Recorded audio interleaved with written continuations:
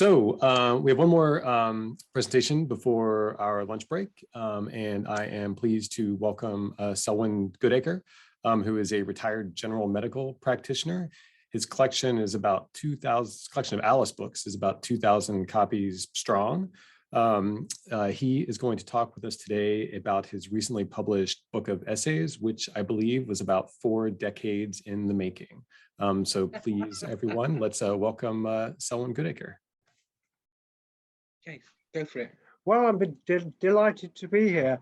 I'm just a little bit miffed because Mark Pritchard stole my introductory anecdote about George Engelbretson, because it was back in 1988 when I was editing Jabberwocky that he sent that letter in, and I was terrified about publishing it, thinking that no, this was not the right sort of thing for our journal. But I'm glad we did, and I'm glad Mark enjoyed it so much. George actually contributed 11 different articles to our journal back in the 1980s. Anyway, it's lovely to be here. The title Selwyndipity is derived from my son Jonathan's name for my new book, slightly adapted by Brian Sibley, who thought Selwyndipity sounded even better. I was asked at the beginning to, they were implying that I was ordered into the minutiae of Carroll research, like whether the under in Alice's Adventures Underground should be lowercase or uppercase. And on the facsimile here, Lewis Carroll had it in uppercase, but if you go back to the actual manuscript, it's in lowercase. So my conclusion was it should be lowercase, but you have to see Charlie Lovett's brilliant, exhaustive analysis of the whole situation. But going back to my history, the history of my own interest in Lewis Carroll. Where's that picture of me in the hookah? Oh, go back to that, yeah. Taken when we were on holiday once. I became interested as a teenager because I read The Life of Lewis Carroll by Collingwood, and I was so impressed by this that I began to look out for articles and books and so on, and gradually began to collect. But then, of course, medicine took over and nothing much happened, and I thought I was perhaps the only person who was interested in Lewis Carroll as a research project. And when I was 22, I rowed up the river to Godstow on the 4th of July 1962. There were 2 other people in another boat that I never met, but we were the only people who did the trip. I cycled down from Birmingham to Oxford, put the bike in the boat, rode all the way, got lost, took the wrong turning. You'd think that was impossible in the river, but I managed it. But I got there and had a Turkish sandwich at the Trout Inn. Yes. And then rode all the way back again. And we got back exactly the same time that Lewis Carroll and his party got back to Christchurch. This is a fanciful interpretation of that picnic when the story was first told from a calendar. Of course, there were no locks back in 1862. At a later Lewis Carroll Society trip, I walked along the bank and I decided on a much better place where the picnic actually took place. And I remember thrusting a stick in the ground and telling people around me, this is where it was, and nobody argued with me. On that day, 4th of July, 1862, I was walking in the morning. I went round Oxford and I wandered into Christchurch, and I heard one of the guides taking a group round, and he was saying about Lewis Carroll, and I never took the chance to go up and say, not only did he do it, it was this very day 100 years ago. But I didn't. I was a shy lad at the time. And as I walked up Oxford High Street, Oxford University Press, there was this book in the window, just published. My word. And I'd never heard or seen of it before. Excuse Great. me, Selwyn, I'm sorry to interrupt, but we're not seeing your slides advance. Oh, sorry, you're not We're seeing the slides. We see them, but they're stuck on the title page. Oh. Well, that's all it is. No. No. Okay. Oh dear.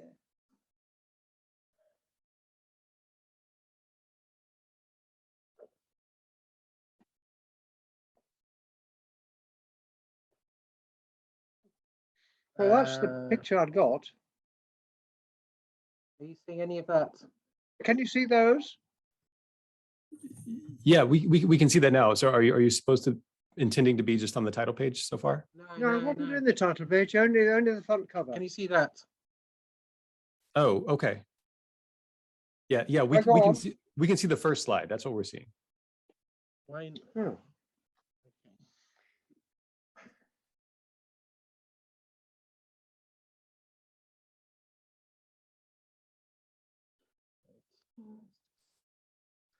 Hello, everybody. All right, so let's just do this. Got lost completely.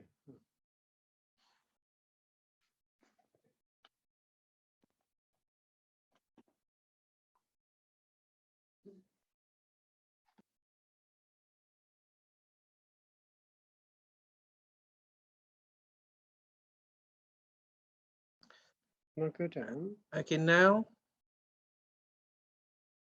do you see something different? We are on the thanks to Brian Sibley page. Yeah, that's good. Okay. And do you see that? Yes. Now Go on down. Okay. So We've got the hookah. Yep, there's the hookah. Yep. Yeah, right next. That's what we all needed to see. yeah, that's a crucial slide. And go on down. You seen that? The facsimile, yes. Yeah, good. Oh, you're all right. We are now, yes. So this was related to the underground with a big U or a small U aspect. Yeah, next one. Lowercase, yes. Lowercase.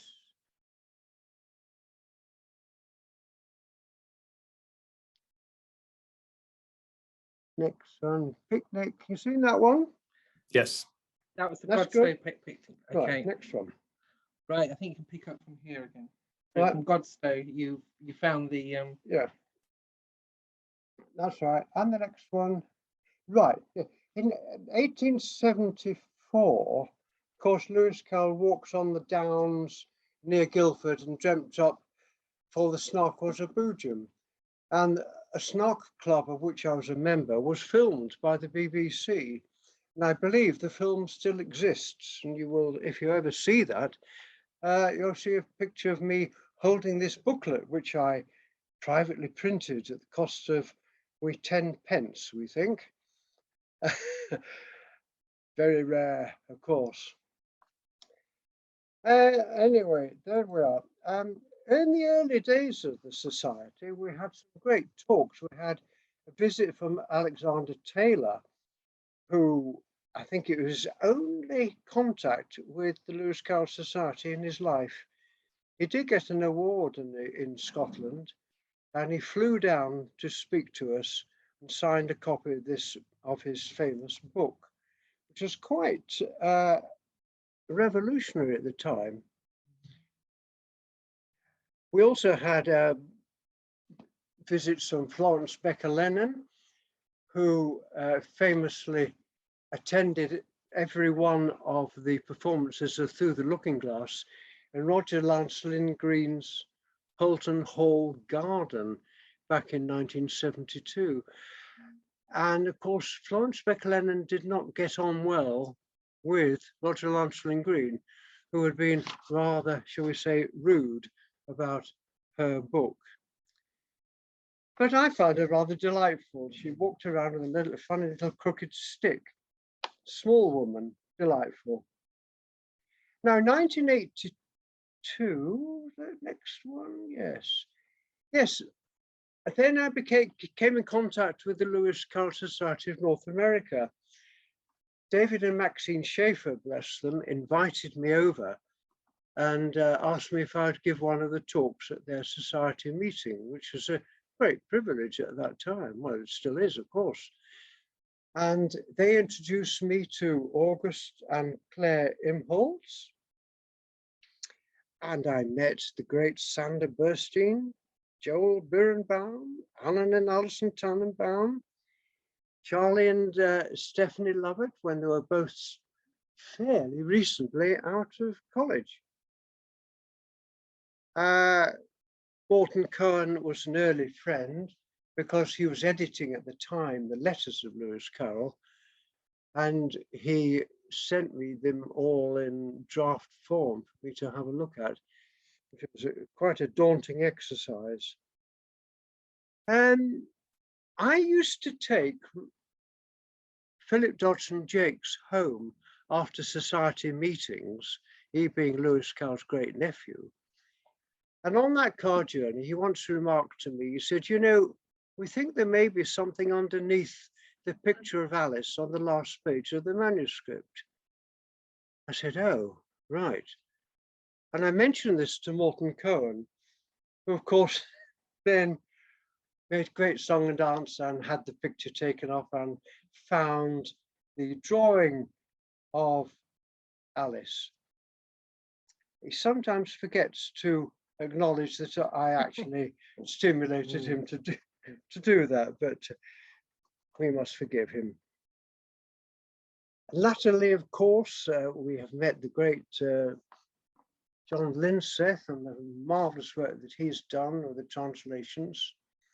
I see in the earlier dialogue about the translations of Alice into Italian, there are rather more than 20. Was it 300? 390. 390, Alan Tannenbaum tells us. Astonishing.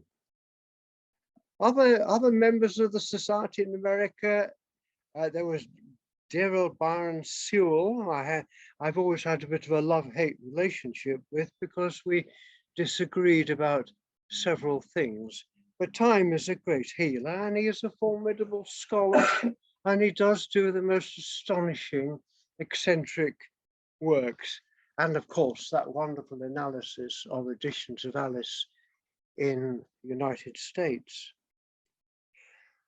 I began to collect, and you go into bookshops as a young man, and I went into one shop and there was the rejected 60,000 or Through the Looking Glass in a glass case for £5, which I bought. Amazing. Wrote an article for the Book Collector, had it photographed. I had to go down to a photographer in Swadlincote, where we live, and says, you've got to take these photographs to show that one is darker than the other, which she did rather well. Copies, I'm happy to say, now retail at up to £1,000 each, I understand. I used to buy original letters of Lewis Carroll when they were reasonable price. They are not reasonable price to me anyway, nowadays. So I just look back fondly on the ones that I do have. And of course, I gradually began to collect other editions of Alice. And we've done one or two books with discussing the numerous editions of the Alice books, which we all know all about. I was always intrigued by the People's Edition, never quite able to understand why on earth they chose that picture from Through the Looking Glass, which lacks a quarter of it because of the text in the book. You would think there were plenty of other pictures which would fill the front cover. But there we are, Lewis Carroll and Macmillan were both, shall we say, slightly eccentric. And of course, hundreds of them. And the 6-shilling editions of Alice, I began to find that I was getting rather a lot of them, but I think I got virtually all but about 4 or 5 of the different thousands. And it began to occur to me that I had a unique opportunity to look at the text of the Alice books and see if Lewis Carroll had changed them. After all, I had published an article already about the People's Edition and the corrections for that. And lo and behold, in the first 5 editions of Alice, there were corrections in every edition. Quite extraordinary. Because I had everyone's 5th, 6th, 7th, 8th, 9th, 10th, 11th, 12th thousand. So you could actually put the books side by side, and as long as you kept a ruler and didn't overrun your page, you could actually note them all down. I got a bit overexcited about the text and began to be asked to edit the text of various editions, including, is that next one? Yes, Barry Moser. I said, why don't we amalgamate the 2 sets of corrections for the People's Edition and the 1897 final edition, which, looking back, was not a tremendously good idea. It was experimental. And I took the chance also of correcting the gender of certain characters in the Alice books so that they actually would tally, so that Dinah was either she, but not neuter. A lot of the characters do change sex. So I did organize all that. But as Dennis Crutch once said to me, we shouldn't tamper with the text too much. If Lewis Carroll wanted 2 sets of corrections, then that's what he wanted. But I did it, and we did actually manage. I managed once, persuaded Macmillan, their People's Edition, to have my refined version of the 1897 text with certain corrections, but they have rather reneged on that since then. But I continued to collect copies of Alice, and as you kind of mentioned at the beginning, 2000 over. Oleg Lipchenko, he said, if you buy or order one of the first 30 copies, I will do an extra picture. And this is my copy. I asked for Bill the Lizard and I couldn't find the picture. I never thought of looking on the title page. And there he is climbing up the ladder, making it look as if it is part of the title, which I thought was wholly delightful. Absolutely beautiful. I began to do further research into various items, some popular fallacies. I had a copy. It was odd. It was very peculiar. I thought, can it be real? Can it be genuine? And I wrote to every museum and library I could think of to see where they got their copies from. And the replies were quite amusing because 1 or 2 were so offended that they said, I must be mistaken. Why don't I just look at the handbook and it'll tell me all about it? But of course, when I had the paper analysed, it showed it contained chemically processed wood, which in 1875 it couldn't possibly, because it hadn't been invented. And I remember the post arriving home here and almost dancing on the table when I thought, well, so I was right after all. It is a forgery. The funny thing is, of course, the forgery is still quite valuable, almost as valuable as some of the other rare pamphlets of Lewis Carroll. But of course, there are not a lot around.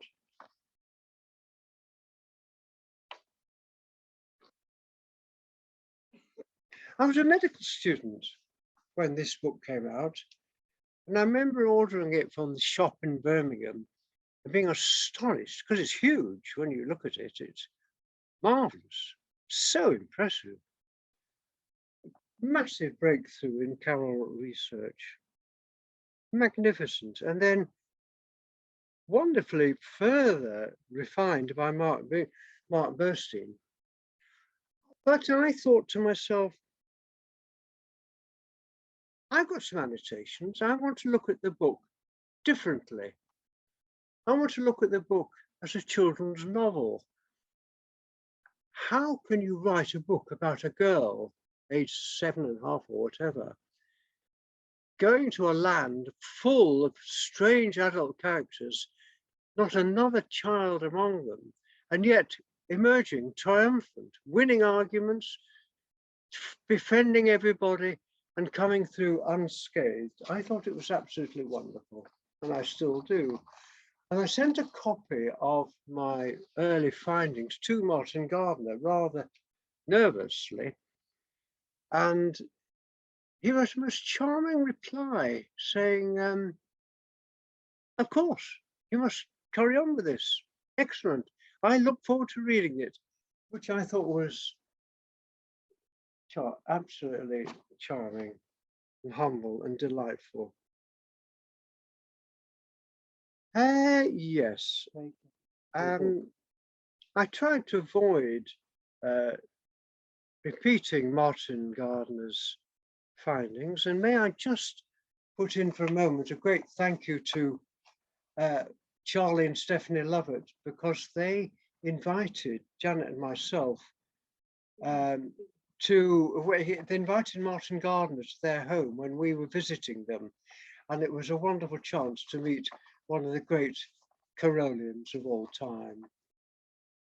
It reminds me also of having met Stan Marks, of course, who stimulated the Lovetts towards their own massive collection. But there were my annotations, and I'd written them all down. And of course, I tried to find a publisher which were not the slightest interested, nor were any agents that I could contact. And then dear Michael Everson of Evertype came on the scene, and he, bless him, published it for me, which was wonderful. One of the great eccentrics, Michael Everson, and I think anybody that can translate Alice into 6 or 7 different Scottish dialects and sell them is quite astonishing. But he did this for me, and he then let me do Reflecting Alice, which was Through the Looking Glass.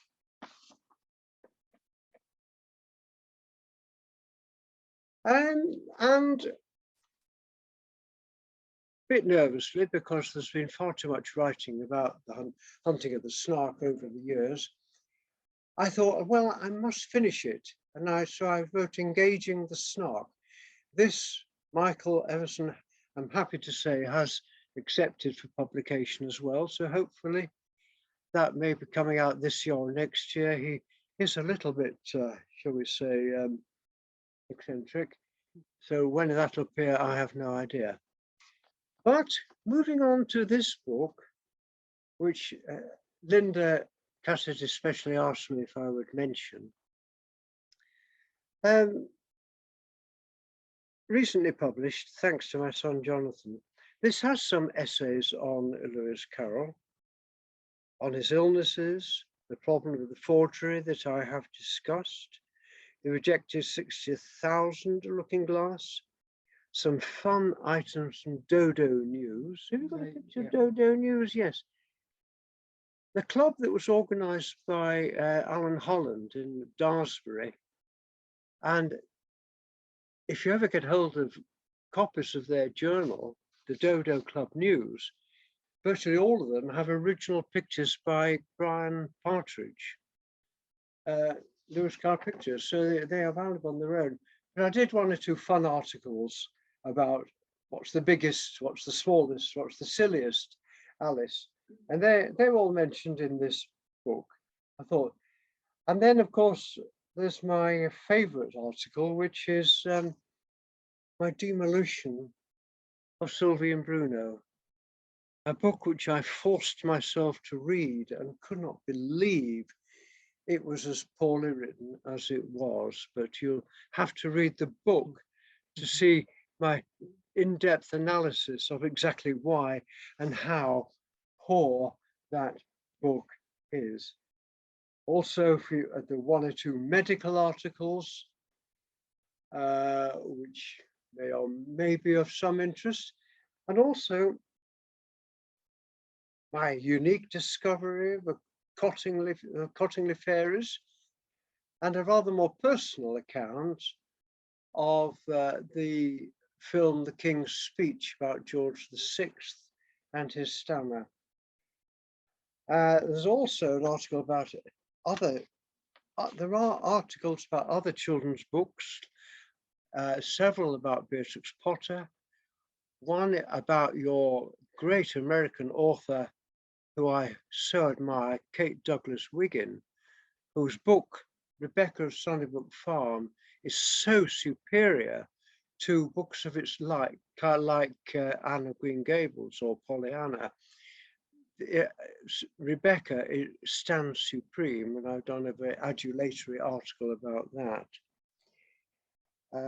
There's also a book written in the 1890s, a book unknown really, The Child of the Caravan, but it does include a certain anthem by William Stainer, who wrote Stainer's Crucifixion, of course. And I read this as a child, and it was 60 years before I heard a recording of that anthem. And if you buy the book, you will see a reference to how you yourselves could watch this recording. Oh yes, the book it will be available on Amazon. Unfortunately, it's all to do with my driving license and passport being out of print, and they need one of those in order to get it onto Amazon. But I'm assured that that will occur within the next 2 to 3 weeks, and then it will be. It is listed on Amazon, but it currently says unavailable. But there you are.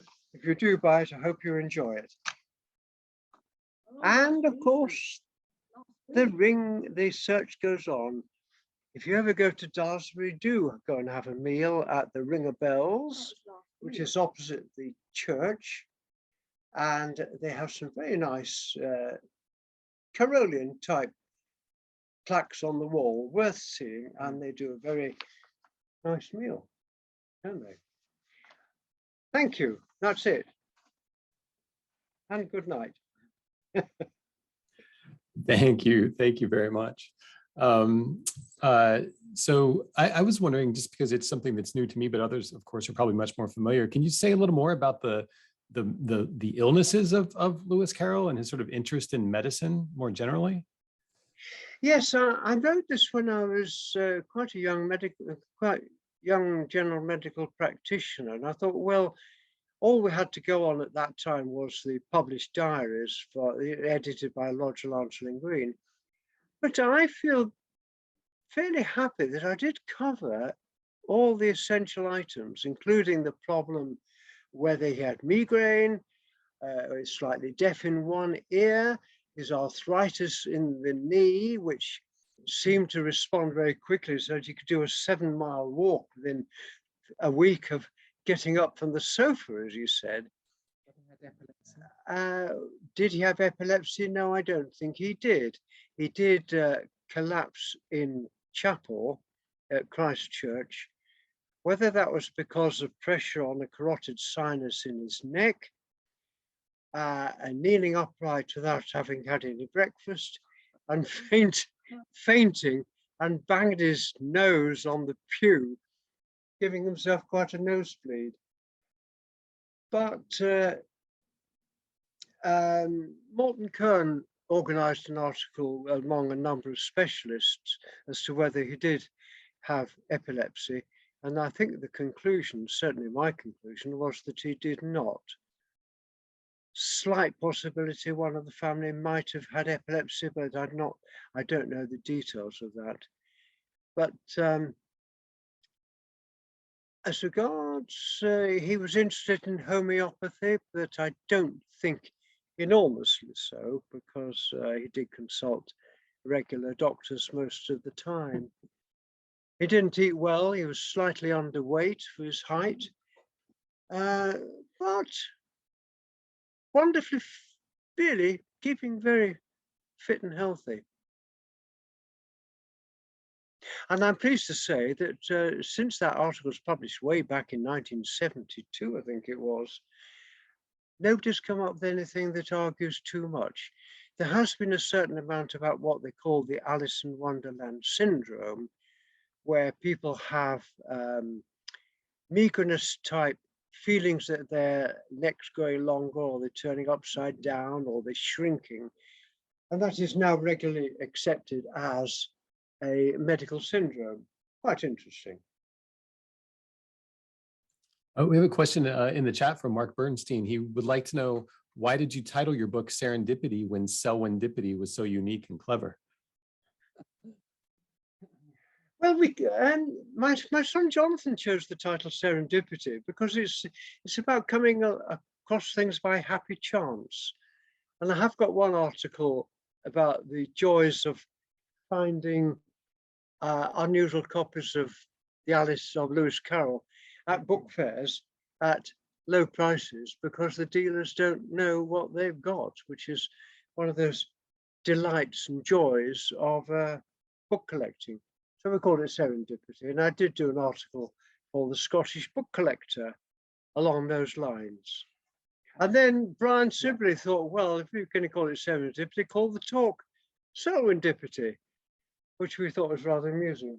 Yeah, it was Brian Sibley's brilliant idea. We hadn't thought of it before then, that it could be called Selwyndipity. Thank you. Any other questions, everyone?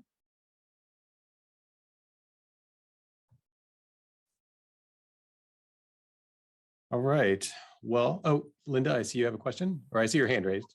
Well, I do, and I want to see if Charlie Lovett has access to this. And one of the reasons that I was really interested in hearing from Selwyn is I haven't seen you in a very long time, so it's great. Linda. But in the line of how people get information and exchange information, particularly across countries, I was really amazed by a series of emails when Selwyn posted, is there a dash in underground? And so, Charlie, do you have access to your final statement of what it was resolved? We have 8 people who received this email about where is the hyphen, or is there a hyphen in underground? Let me look and see.